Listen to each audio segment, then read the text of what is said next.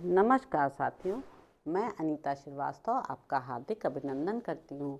महर्षि वेद व्यास द्वारा रचित महाभारत के 61वें अध्याय में आज का प्रसंग है कौरव पांडवों में फूट और युद्ध होने के वृत्तांत का सूत्र रूप में निर्देश। वैशंपायन जी ने कहा, राजन, मैंने सबसे पहले श्रद्धा भक्ति पूर्वक एकाग्रचित्त से अपने गुरुदेव श्री व्यास जी महाराज को साष्टांग प्रणाम करके संपूर्ण द्विजों तथा अन्य विद्वानों का समादर करते हुए यहाँ संपूर्ण लोकों में विख्यात महर्षि एवं महात्मा इन परम बुद्धिमान व्यास जी के मत का पूर्ण रूप से वर्णन करता हूँ। जन्मेजय, तुम इस महाभारत की कथा को सुनने के लिए उत्तम पात्र हो और मुझे यह कथा उपलब्ध है तथा श्री गुरु जी के मुखारविंद से मुझे यह आदेश मिल गया है कि मैं तुम्हें कथा सुनाऊं। इससे मेरे मन को बड़ा उत्साह प्राप्त होता है। राजन, जिस प्रकार कौरव और पांडवों में फूट पड़ी वह प्रसंग सुनो। राज्य के लिए जो जुआ खेला गया उससे उनमें फूट हुई और उसी के कारण पांडवों का वनवास हुआ। भरत श्रेष्ठ, फिर जिस प्रकार पृथ्वी के वीरों का विनाश करने वाला महाभारत युद्ध हुआ वह तुम्हारे प्रश्न के अनुसार तुमसे कहता हूँ, सुनो। अपने पिता महाराज पांडु के स्वर्गवासी हो जाने पर वे वीर पांडव वन से अपने राजभवन में आकर रहने लगे। वहाँ थोड़े ही दिनों में वे वेद तथा धनुर्वेद के पूरे पंडित हो गए थे। सत्व, वीर तथा ओज से संपन्न होने के कारण पांडव लोग पूर्ववासियों के प्रेम और सम्मान के पात्र थे। उनके धन संपत्ति और यश की वृद्धि होने लगी। यह सब देखकर कौरव उनके उत्कर्ष को सहन न कर सके। तब क्रूर दुर्योधन, कर्ण और शकुनी तीनों ने मिलकर पांडवों को वश में करने या देश से निकाल देने के लिए नाना प्रकार के यत्न आरंभ किए। शकुनी की सम्मति से चलने वाले शूरवीर दुर्योधन ने राज्य के लिए भांति भांति के उपाय करके पांडवों को पीड़ा दी। उस पापी धृतराष्ट्र पुत्र ने भीमसेन को विष दे दिया, किंतु वीरवर भीमसेन ने भोजन के साथ उस विष को भी पचा लिया। फिर दुर्योधन ने गंगा के प्रमाण कोटि नामक तीर्थ पर सोए हुए भीमसेन को बांधकर गंगा जी के गहरे जल में डाल दिया और स्वयं चुपचाप नगर में लौट आया। जब कुंती नंदन महाबाहु भीम की आंख खुली तब वे सारा बंधन तोड़कर बिना किसी पीड़ा के उठ खड़े हुए।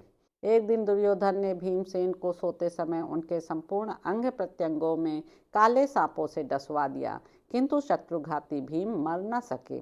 कौरवों के द्वारा किए हुए उन सभी अपकारों के समय पांडवों को उनसे छुड़ाने अथवा उनका प्रतिकार करने के लिए परम बुद्धिमान विदुर जी सदा सावधान रहते थे। जैसे स्वर्गलोक में निवास करने वाले इंद्र संपूर्ण जीव जगत को सुख पहुँचाते रहते हैं, उसी प्रकार विदुर जी भी सदा पांडवों को सुख दिया करते थे। भविष्य में जो घटना घटित होने वाली थी उसके लिए मानो दैव ही पांडवों की रक्षा कर रहा था। जब छिपकर या प्रकट रूप में किए हुए अपने उपायों से दुर्योधन पांडवों का नाश न कर सका, तब उसने कर्ण और दुशासन आदि मंत्रियों से सलाह करके धृतराष्ट्र की आज्ञा से वारणावत नगर में एक लाह का घर बनाने की आज्ञा दी। अंबिका नंदन धृतराष्ट्र अपने पुत्र का प्रिय चाहने वाले थे, अतः उन्होंने राजभोग की इच्छा से पांडवों को हस्तिनापुर छोड़कर वारणावत के लाक्षागृह में रहने की आज्ञा दे दी। माता सहित पांचों पांडव एक साथ हस्तिनापुर से प्रस्थित हुए। उन महात्मा पांडवों के प्रस्थान काल में विदुर जी सलाह देने वाले हुए। उन्हीं की सलाह एवं सहायता से पांडव लोग लाक्षागृह से बचकर आधी रात के समय वन में भाग निकले। धृतराष्ट्र की आज्ञा से शत्रुओं का दमन करने वाले कुंती कुमार महात्मा पांडव वारणावत नगर में आकर लाक्षागृह में अपनी माता के साथ रहने लगे। पुरोचन से सुरक्षित हो सदा सजग रहकर उन्होंने 1 वर्ष तक वहां निवास किया। फिर विदुर की प्रेरणा से पांडवों ने एक सुरंग खुदवाई। तत्पश्चात वे शत्रु संतापी पांडव उस लाक्षागृह में आग लगा पुरोचन को दग्ध करके भय से व्याकुल हो माता सहित सुरंग द्वारा वहां से निकल भागे। तत्पश्चात वन में एक झरने के पास उन्होंने एक भयंकर राक्षस को देखा जिसका नाम हिडिंब था। राक्षस राज हिडिंब को मारकर पांडव लोग प्रकट होने के भय से रात में ही वहां से दूर निकल गए। उस समय उन्हें धृतराष्ट्र के पुत्रों का भय सता रहा था। हिडिंब वध के पश्चात भीम को हिडिंबा नाम की राक्षसी पत्नी रूप में प्राप्त हुई, जिसके गर्भ से घटोत्कच का जन्म हुआ।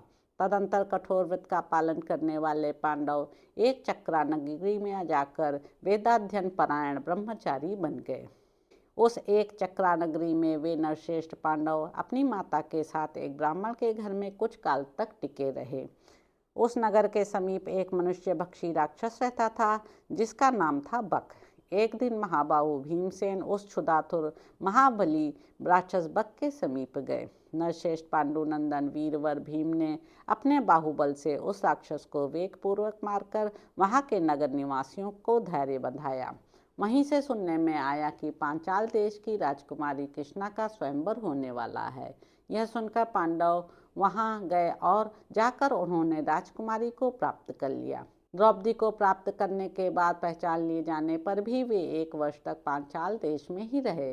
फिर वे शत्रुदमन पांडव पुनः हस्तिनापुर लौट आए। वहां आने पर राजा धृतराष्ट्र तथा शांतनु नंदन भीष्म जी ने उनसे कहा, तात तुम्हें अपने भाई कौरवों के साथ लड़ने झगड़ने का अवसर न प्राप्त हो, इसके लिए हमने विचार किया है कि तुम लोग खांडव प्रस्थ में रहो। वहाँ अनेक जनपद उससे जुड़े हुए हैं। वहाँ सुंदर विभाग पूर्वक बड़ी बड़ी सड़कें बनी हुई हैं। अतः तुम लोग ईर्ष्या का त्याग करके खांडव प्रस्थ में रहने के लिए जाओ। उन दोनों के इस प्रकार आज्ञा देने पर सब पांडव अपने समस्त सुहृदों के साथ सब प्रकार के रत्न लेकर खांडव प्रस्थ की ओर चले गए। वहाँ वे कुंती पुत्र अपने अस्त्र शस्त्रों के प्रताप से अन्य अन्य राजाओं को अपने वश में करते हुए बहुत वर्षों तक निवास करते रहे। इस प्रकार धर्म को प्रधानता देने वाले सत्यव्रत के पालन में तत्पर सदा सावधान एवं सजग रहने वाले क्षमाशील पांडव वीर बहुत से शत्रुओं को संतप्त करते हुए वहां निवास करने लगे। महायशस्वी भीमसेन ने पूर्व दिशा पर विजय पाई, वीर अर्जुन ने उत्तर, नकुल ने पश्चिम और शत्रु वीरों का संहार करने वाले सहदेव ने दक्षिण दिशा पर विजय प्राप्त की। इस तरह सब पांडवों ने समूची पृथ्वी को अपने वश में कर लिया। वे पांचों भाई सूर्य के समान तेजस्वी थे और आकाश में नित्य उदित होने वाले सूर्य तो प्रकाशित थे ही। इस तरह सत्य पराक्रमी पांडवों के होने से यह पृथ्वी मानो 6 सूर्यों से प्रकाशित होने वाली बन गई। तदंतर कोई निमित्त बन जाने के कारण सत्य पराक्रमी तेजस्वी धर्मराज युधिष्ठिर ने अपने प्राणों से भी अत्यंत प्रिय स्थिर बुद्धि तथा सद्गुण युक्त भाई नरश्रेष्ठ सव्यसाची अर्जुन को वन में भेज दिया। अर्जुन अपने धैर्य, सत्य, धर्म और विजयशीलता के कारण भाइयों को अधिक प्रिय थे। उन्होंने अपने बड़े भाई की आज्ञा का कभी उल्लंघन नहीं किया था। वे पूरे 12 वर्ष और 1 मास तक वन में रहे। उसी समय उन्होंने निर्मल तीर्थों की यात्रा की और नागकन्या उलूपी को पाकर पांड्य देशीय नरेश चित्रवाहन की पुत्री चित्रांगदा को भी प्राप्त किया और उन स्थानों में उन दोनों के साथ कुछ काल तक निवास किया। तत्पश्चात वे किसी समय द्वारका में भगवान श्री कृष्ण के पास गए। वहां अर्जुन ने मंगलमय वचन बोलने वाली कमल लोचना सुभद्रा को, जो वसुदेव नंदन श्री कृष्ण की छोटी बहन थी, पत्नी रूप में प्राप्त किया। जैसे इंद्र से शची और भगवान विष्णु से लक्ष्मी संयुक्त हुई हैं, उसी प्रकार सुभद्रा बड़े प्रेम से पांडुनंदन अर्जुन से मिली। तत्पश्चात कुंती कुमार अर्जुन ने खांडव प्रस्थ में भगवान वासुदेव के साथ रहकर अग्निदेव को तृप्त किया। नृपश्रेष्ठ जन्मेजय भगवान श्री कृष्ण का साथ होने से अर्जुन को इस कार्य में ठीक उसी तरह अधिक परिश्रम या भार का अनुभव नहीं हुआ जैसे दृढ़ निश्चय को सहायक बनाकर देव शत्रुओं का वध करते समय भगवान विष्णु को भार या परिश्रम की प्रतीति नहीं होती है। तदंतर अग्निदेव ने संतुष्ट हो अर्जुन को उत्तम गांडीव धनुष, अक्षय बाणों से भरे हुए 2 तूणीर और 1 कपिध्वज रथ प्रदान किया। उसी समय अर्जुन ने महान असुर मय को खांडव वन में जलने से बचाया था। इससे संतुष्ट हो उसने अर्जुन के लिए एक दिव्य सभा भवन का निर्माण किया, जो सब प्रकार के रत्नों से सुशोभित था। खोटी बुद्धि वाले मूर्ख दुर्योधन के मन में उस सभा को ले लेने के लिए लोभ पैदा हुआ। तब उसने शकुनी की सहायता से कपटपूर्ण जुए के द्वारा युधिष्ठिर को ठग लिया और उन्हें 12 वर्ष तक वन में और 13वें वर्ष एक राष्ट्र में अज्ञात रूप से वास करने के लिए भेज दिया। इसके बाद 14वें वर्ष में पांडवों ने लौटकर अपना राज्य और धन मांगा। महाराज, जब इस प्रकार न्यायपूर्वक मांगने पर भी उन्हें राज्य नहीं मिला, तब दोनों दलों में युद्ध छिड़ गया। फिर तो पांडव वीरों ने क्षत्रिय कुल का संहार करके राजा दुर्योधन को भी मार डाला और अपने राज्य को, जिसका अधिकांश भाग उजाड़ हो गया था, पुनः अपने अधिकार में कर लिया। विजयी वीरों में श्रेष्ठ जन्मेजय, अनायास महान कर्म करने वाले पांडवों का यही पुरातन इतिहास है। इस प्रकार राज्य के विनाश के लिए उनमें फूट पड़ी और युद्ध के बाद उन्हें विजय प्राप्त हुई। तो इस प्रकार साथियों, अंशावतरण पर्व में भारत सूर्य नामक 61वां अध्याय पूरा हुआ। इसके अगले अंक में आप जानेंगे कि महाभारत की महत्ता। तो अब आपसे अगले अंक में मुलाकात होगी। मेरे YouTube चैनल संवाद विद अनीता को लाइक करें, शेयर करें, सब्सक्राइब करें। धन्यवाद साथियों।